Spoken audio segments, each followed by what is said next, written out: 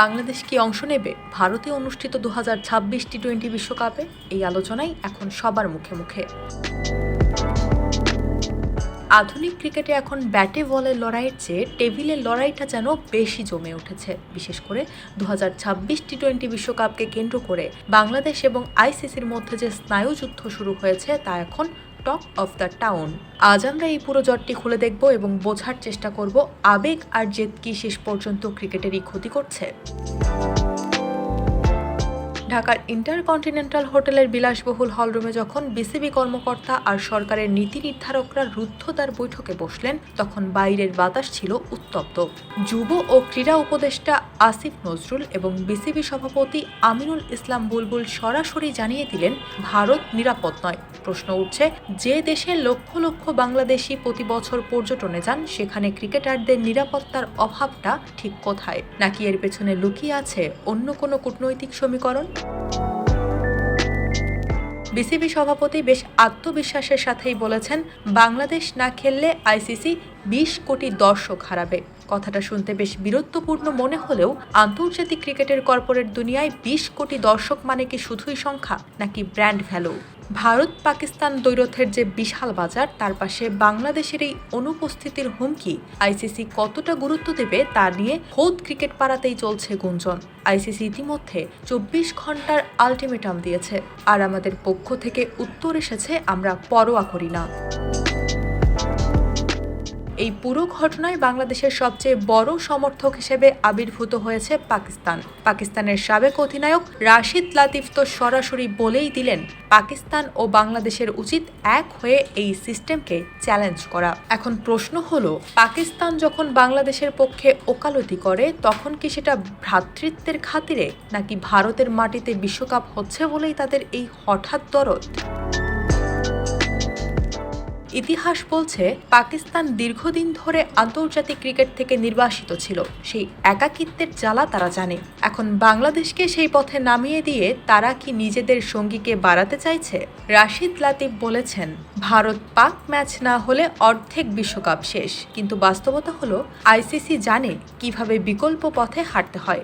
বাংলাদেশ না খেললে স্কটল্যান্ড আসবে। আইসিসি পরিষ্কার বার্তা দিয়ে রেখেছে, অর্থাৎ আসর থেমে থাকবে না। ক্রিকেট ইতিহাসে বয়কট নতুন কিছু নয়, কিন্তু যারা বয়কট করেছে তারা কি লাভবান হয়েছে? 1996 বিশ্বকাপ অস্ট্রেলিয়া এবং ওয়েস্ট ইন্ডিজ শ্রীলঙ্কায় খেলতে যায়নি। ফলাফল, শ্রীলঙ্কা নিজেদের মাটিতে না খেলেও সেই বিশ্বকাপে চ্যাম্পিয়ন হয়েছিল। আর বয়কট করা দেশগুলো শুধু রাজনৈতিক অবস্থানই পরিষ্কার করতে পেরেছিল, ক্রিকেটে কোনো লাভ হয়নি।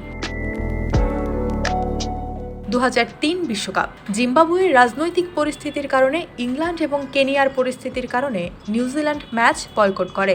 এতে ক্ষতিগ্রস্ত হয়েছিল জিম্বাবুয়ের ক্রিকেট কাঠামো, যা আজও পুরোপুরি সোজা হয়ে দাঁড়াতে পারেনি। 2016 অনূর্ধ্ব-19 বিশ্বকাপ অস্ট্রেলিয়া বাংলাদেশে আসেনি। তাতে কি বাংলাদেশের ক্রিকেট থেমেছিল? বরং মেহেদী হাসান মিরাজদের সেই ব্যাচটি বিশ্বকে তাক লাগিয়ে দিয়েছিল।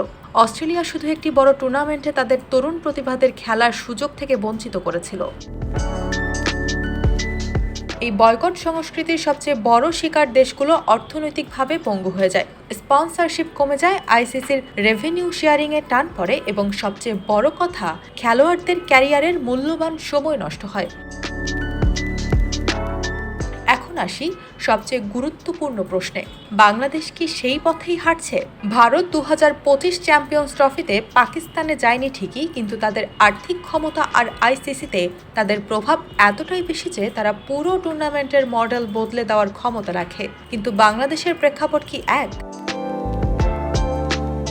আইসিসি ইতিমধ্যে জানিয়ে দিয়েছে, তারা নিরাপত্তা নিয়ে কোনো ঝুঁকি দেখছে না। তার মানে বাংলাদেশ যদি শেষ পর্যন্ত না যায়, তবে আন্তর্জাতিক অঙ্গনে এটি নিরাপত্তার শঙ্কার চেয়ে রাজনৈতিক জেদ হিসেবেই বেশি পরিচিতি পাবে। এর ফলে ভবিষ্যতে বাংলাদেশ যখন কোনো টুর্নামেন্ট আয়োজন করতে চাইবে, তখন অন্য দেশগুলো একই অজুহাত দেবে না তো? যদি স্কটল্যান্ড বাংলাদেশের জায়গায় খেলে ফেলে তবে বিশ্ব ক্রিকেটে বাংলাদেশের যে ব্র্যান্ড ইমেজ দীর্ঘ ২০ বছরে তৈরি হয়েছে তার ধুলোয় মিশে যেতে সময় লাগবে না। ২০ কোটি দর্শক হয়তো আবেগ দেখাবে, কিন্তু আইসিসির নথিতে বাংলাদেশ তখন একটি অনিশ্চিত দেশ হিসেবে চিহ্নিত হবে। আর যদি স্কটল্যান্ড নাও খেলে তবে তাতেও বাংলাদেশের খুব একটা বেশি লাভ নেই, কারণ বিশ্বকাপ আয়োজন তো এর আগেও না খেলতে যাওয়া দেশগুলোকে বাদ দিয়ে হয়েছিল। এমন পরিস্থিতিতে ক্রিকেটার শেখ মেহেদী বলেছেন, সরকার অভিভাবক, তারা যা বলবে তাই হবে। কিন্তু অভিভাবকের কাজ কি সন্তানকে প্রতিযোগিতার বাইরে রাখা, নাকি প্রতিকূলতা জয় করে সেরার মুকুট ছিনিয়ে আনতে উদ্বুদ্ধ করা? সব আলোচনা ছাপিয়ে এখন তাই আবার প্রশ্ন সবার মনে একটাই, আর তা হলো শেষ পর্যন্ত বাংলাদেশ কি অংশ নেবে ভারতে অনুষ্ঠিত 2026 টি-20 বিশ্বকাপে?